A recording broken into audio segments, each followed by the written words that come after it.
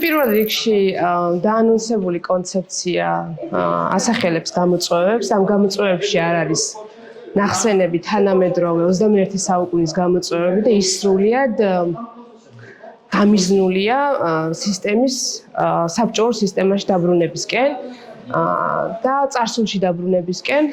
კონცეფციას არ აქვს მომავლის ხედვა. ის არ ასახავს არანაირად მომავლის გამოწვევებს და სრულიად ეწინააღმდეგება უნივერსიტეტის ავტონომიურობას და აკადემიურ თავისუფლებას.